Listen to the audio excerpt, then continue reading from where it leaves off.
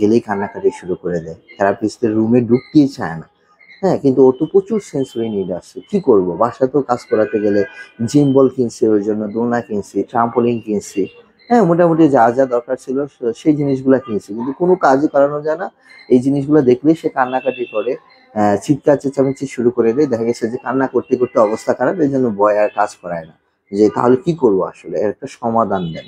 ঠিক আছে, আমি মোহাম্মদ নাজমুল হাসান বলছি, অকুপেশনাল থেরাপিস্ট। অকুপেশনাল থেরাপি টিপসে আজ কথা বলবো সেন্সরি অ্যাভয়েডার শিশুদের নিয়ে। জি, এই এই সমস্যাটাকে বলা হয় সেন্সরি অ্যাভয়েডার। হ্যাঁ, সেন্সরি অ্যাভয়েডার কারা, মানে ওভার রেসপন্সিভ যারা, ওভার রিয়াক্টিভ যারা, সেন্সরি ওভার রিয়াক্টিভ মানে over, sensory hyper, hyper reactive. হুম, ঠিক আছে।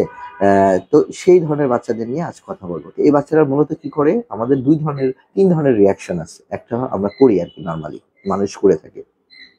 একটা হলো ফাইট রেসপন্স, মানে কোনো প্রতিকূল সমস্যা দেখলে সে নিজেকে ফাইট করার চেষ্টা করে, যেভাবে হোক সে নিজেকে ফাইট করে সেখানে টিকে থাকার চেষ্টা করে।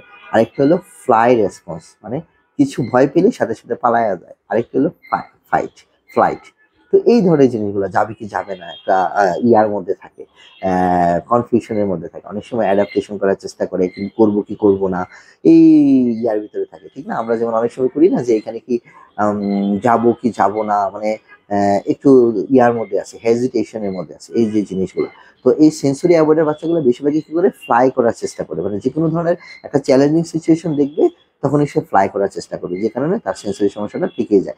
এই ধরনের শিশুগুলো বেশিরভাগ সময় আনকমফোর্ট ফিল করে, সবসময় সে আনকমফোর্ট ফিল করে, সবসময় সে আনসেফ ফিল করে, অনিরাপদ ফিল করে, সবসময় সবসময় সে নিজেকে লুকিয়ে রাখতে চায়, নতুন পরিবেশের সাথে খাপ খাওয়াতে চায় না, নতুন কোনো কিছুর সাথে সে নিজেকে খাপ খাওয়াতে চায় না। সেটা একটা দোলনা হতে পারে, একটা রুম হতে পারে, একটা খাবার হতে পারে, সবকিছুতেই।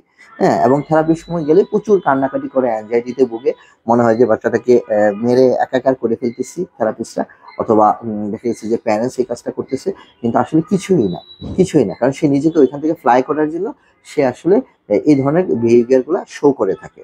এবং সবকিছু থেকে নিজেকে সরিয়ে রাখার ফলে তাদের মধ্যে একটা নেগেটিভ বিহেভিয়ার তৈরি হয়। এই শিশুগুলা কেন করে, একটা নেগেটিভ বিহেভিয়ার তৈরি হয়ে যায়, সে নিজেকে একটা বাউন্ডারির ভিতরে নিয়ে যায় এবং সে কনফিডেন্ট লেভেল তার কমে যায়। আলটিমেটলি তার যে কনফিডেন্ট আছে, সে কনফিডেন্ট লেভেলই কমে যায়, সে বুঝেই না যে সে পানি খেতে পারবে। এই ধরনের শিশুর এরকম অবস্থা হয় যে গ্লাস থেকে পানিটা খেতেও তার খুব সমস্যা, জুতাটা পরতেও খুব সমস্যা, এই রুম থেকে ওই রুমে যেতেও তার খুব সমস্যা হয়ে যায়। সারাক্ষণই সে অ্যাংজাইটিতে ভুগে। হ্যাঁ, সেন্সরি ওভারলোড হয়ে যায়, প্রায় সময় স্টিমিং আচরণ করে। স্টিমিংটা হলো বিভিন্ন ধরনের যে বিহেভিয়ার গুলো, সেলফ স্টিমিং বিহেভিয়ার। আমার একটা ভিডিও আছে, কাইন্ডলি একটু দেখে নিবেন সেলফ স্টিমিং বিহেভিয়ারের উপরে। আচ্ছা, তো এই যে যে জিনিসগুলো, এর ফলে দেখা গেছে যে সে কোনো কিছুতেই আগাতে পারে না, তার লার্নিং এর সমস্যা হয়, তার সেন্সরি সমস্যা থাকে। হ্যাঁ, সে দেখা গেছে যে তার নিজের ঘরটা বাদে আর কোথাও কমফোর্ট ফিল করে না। ঠিক আছে, এই কারণে অনেক সময় প্যারেন্টসরা বাধ্য হয়ে তাকে ঘরেই রেখে দেয়, থাক বাচ্চাটা ভালো থাকুক, কিন্তু এতে কিন্তু বাচ্চাটার অনেক ক্ষতি হচ্ছে।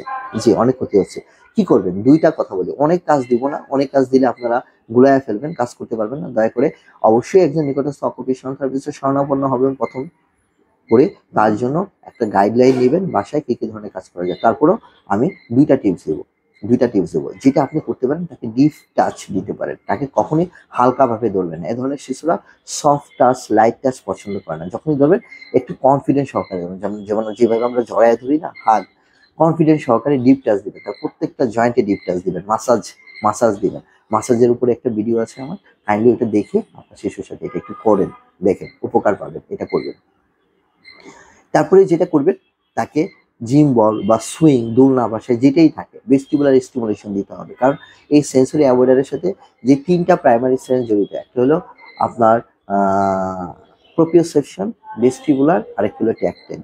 এগুলা নিয়ে বেশি কাজ করতে হবে। আপনার সারাদিন নাকে গন্ধ শুকা, এই জিহ্বার খাবার নিয়ে টেস্ট করা, এগুলা সেকেন্ডারি স্টিমুলেশন, সেকেন্ডারি সেন্স, এগুলো অনেক পরে আসবে। হ্যাঁ, আগে প্রাইমারি একটা বিল্ডিং এর ফাউন্ডেশনটা আগে ঠিক করতে হবে, তারপরে বাকিটা।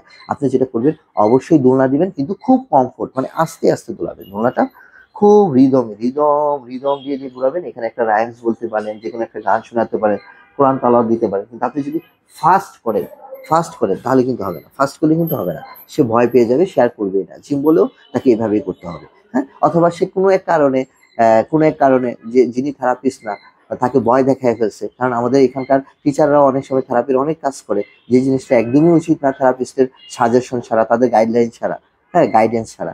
দয়া করে এই কাজগুলো আপনারা করবেন না। অবশ্যই দক্ষ থেরাপিস্টের শরণাপন্ন হবেন, তাদের গাইডলাইন অনুযায়ী আপনি আপনার টিচারকে ওনারা ট্রেনিং দিয়ে দিবেন। দয়া করে টিচারকে কোনোভাবে হ্যান্ডেল করতে দিবেন না উইদাউট থেরাপিস্টের গাইডলাইন ছাড়া। দয়া করে এই কাজটা করবেন। ট্যাক্টাইলের জন্য খুব ভালো একটা কমফোর্ট জোন হলো ওই যে ডিপ টাচ দিচ্ছেন, সে প্রোপ্রিওসেপশনও পাচ্ছে, ট্যাক্টাইলও পাচ্ছে। এই কাজগুলা কিন্তু আপনারা বাসায় করতে পারেন। পাশাপাশি আপনারা বাসায় অ্যারোমা থেরাপি বা মিউজিক, হালকা স্লো রিদমিক একটা মিউজিক দিয়ে দিতে পারেন।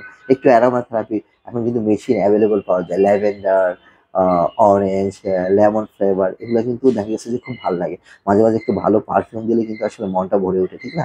আমাদের বাচ্চারাও কিন্তু এটা পছন্দ করে। এই কাজটা আপনারা বাসায় একটু করবেন দয়া করে। বা এই সেন্সরি অ্যাভয়েডার রিলেটেড যদি অ্যাভয়েডার যে বাচ্চাগুলো আছে তাদের প্যারেন্টসরা যদি আপনারা বুঝতে পারেন যে আপনার শিশুটার এই সমস্যা আছে, দয়া করে আমার সাথে যোগাযোগ করবেন। আমি চেষ্টা করব আপনাদের বাকি প্রশ্নগুলোর উত্তর দিতে। আর সে পর্যন্তই সবাই ভালো থাকবেন।